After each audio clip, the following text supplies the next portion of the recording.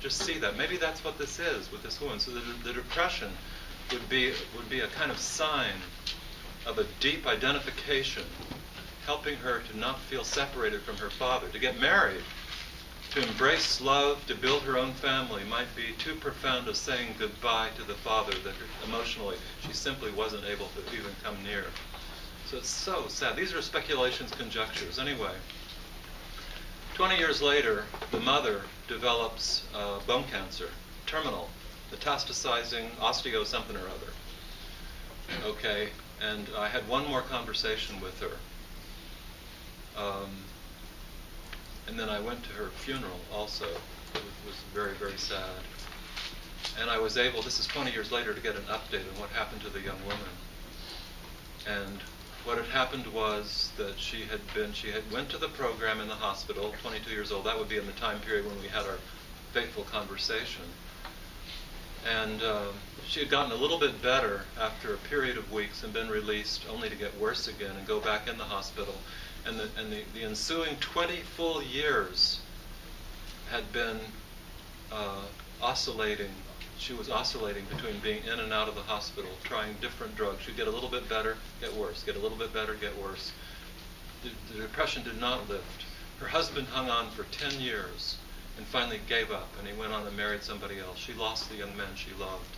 She never worked as an architect. Her career was in ruins, and her weight had ballooned up. She's massively obese now, 20 years later. Why? Because a lot of the antidepressants do that. They cause excessive weight gain. It's almost impossible not to just gain huge amounts of weight if you have a whole bunch of those drugs. So really what had happened was her life was ruined, basically, by the whole experience. And it might not have been necessary. And I guess, so frustrated with a thing like this, and I felt guilty. I felt like I should have originally hopped a plane and gone out there and knocked on her door. And I've had a whole fantasy of what I would have done if I would have been hired. It's not possible. You can't save everybody, that's it. And I have my own family to deal with. I'm not going to leave them to go knocking on hospital doors. But if I had been out there in Seattle or San Francisco or wherever it was, I imagine going to her. This is turning time back. You guys haven't heard me tell my stories of virtual therapy yet. I'm a practitioner not only of psychotherapy, but of virtual psychotherapy. What that is where I hear about a disaster that happened, and then I imagine myself into the role of the therapist and think of what I would do differently, and then I imagine what might happen afterwards as a result of what I'm imagining that I would have done differently than what the person did, which ended in a complete catastrophe. And I've done so much of this virtual therapy, like I've done 2 lifetimes worth of virtual therapy. So I've really had, I'm the most experienced clinician you've ever seen. I had 3 full lifetimes of psychotherapy experience. Unfortunately, 2 of them were completely made up out of my imagination, so they might just be BS. So it's a little bit of a downside on that, but this is one of them. So there comes George in virtual therapy, knocking on the door. Hello, hello. Linda's daughter's name was Elizabeth, let's say. Elizabeth, oh, hello. Who are you? I'm here to talk to you. Your mother has asked me to offer some counseling opportunity, and I'm going to be coming to see you every day for a while, because I wouldn't want to start slow. I'd want to start fast and frequently. 7 days a week, maybe, for the first 3 months, maybe. We could do that. 5 days a week if I couldn't manage it. Okay.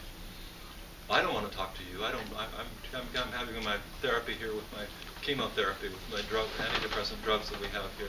I said, humor me anyway, let's talk. So I'd sit down and I say, if I could get her to really speak to me, I wouldn't waste time. I would say, look, there's something really important that we might need to talk about. It might be involved in what you're going through, the tragedy of your father's death. What I want you to do, Elizabeth, is tell me the story of the day of his death. I want you to recall it for me. I want you to tell me what you felt. I want to hear about the heartbreak. So tell me, would you? I picture what she would have done is fight me. I'm not talking to you. Why should I? You're an asshole. Get out of here. And if she forced me to leave, I'd be back the next day. Because once I get started on something, I just won't give up. I may make a pain in the neck out of myself, because a person's life may hang in the balance. You know what you're going to do. Eventually, if she just absolutely refuses to see me for the first 6 weeks or 8 weeks or 14 weeks, maybe I give up. I don't know. what's going to be. But I imagine coming back the next day and finally, all right, I'll talk to you, she says. And so we did. What was it like? I was sitting at the table and he didn't come, and the police come, and you find out what it is.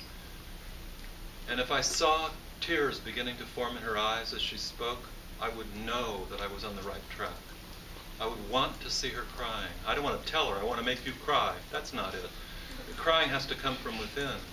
But if I saw it begin to happen, and I did not do this work with her, but I have done such work with other people, not in such dramatic circumstances where they're hospitalized with a bunch of crazy psychiatrists trying to prove their cockamamie theories about endogenous depression, but rather people who have blocked out all awareness, emotional awareness of massive tragic loss. And then if you can find a way to engage with them properly, and the feelings start to come out, the tears do start to flow. And here's what I imagine could have happened. That through intensive, long, probably wrenching discussions, there would have been crying and crying and crying and crying, and tremendous release of pain. But that depression would have begun to lift in the process, because there wouldn't be any need to be in the coffin with the father, to be lifeless, she might have achieved a freedom, so she could have gotten married. And she didn't get to do that. And it's a terrible, terrible thing. I hate this story, but it's kind of interesting. Phenomenology. You know, she's one of the people in the pit. She can't even get out of bed. She feels dead, lifeless, can't breathe, doesn't want to do anything, has no future. She has all the signs and symptoms of depression. There are no precipitants, so we have endogenous depression. It's coming from outside. But nobody's bothered to look into the intricacy and the detail of the unique life history that's here, that includes this horrible catastrophe that had taken place 10 years before, plus signs that had never been dealt with. Now, if the mother had told me that the daughter had lost the father at age 12, and then had a prolonged period of dropping out of school, weeping, crying, talking about it, sharing with the family all their pain and working it out, maybe going off and doing illegal drugs for a while and getting stoned out of her brain, but then recovering from that and talking more about the father, more about the death, I would have thought it's probably not the arrested grief reaction, because then the reaction would have been there, and the working of it through, and all the different aspects of how the child was made to feel would have all come out. But the giveaway was there was no sign of that at all. There was just like perfect functioning, even higher level of functioning. And so I wondered if she was really just maybe taking care of her mother by not being in a grief, and the mother didn't want to be in her grief either. What a horrible story this is. Another aspect of it is just speculative, but I'm pretty sure I'm right, because I've seen too many cases like this. Why could she not grieve her father? Like lots of people lose their parents tragically. I lost my mother. A lot of people have this happen, but they don't necessarily bury it so deeply that then it breaks open and destroys their lives later. That's what's happened. There has to be an explanation for that too. But the answer to that is going to again be found in the phenomenology of the whole thing, like the subtle colorations of the family history as this little girl, as originally a little girl experienced them. Here's my thought. I think the father was the be-all and end-all of this young girl, 12 years old, who lost him. I think she was ultra, ultra close to her father and not at all close, quite distant from her mother. I haven't said anything about this yet so far, but as I came to know this mother better, Linda, I saw some signs of what I would call enveloping narcissism in her. What is that? That means she has a tendency to like engulf you and swallow you and eat you up, and you kind of like disappear as a separate person a bit into her manner of emotionally relating. And I think it might have been that way between her and her daughter. So the daughter cut off from her and glommed onto the father, who was her savior. And he was the parent in relation to whom she could survive and flourish, and she could love without limit, but she couldn't afford to lose him, because without him, it might have felt like it would be the end. So she had to hold on to that and not do. So there's going to be an answer, something like that. Again, but the answer is found through phenomenology. Phenomenology is just it's a label, but it just means you need to look deeply, profoundly into the experience. And you have to construct theories about what they might have been and then try to find ways to verify them.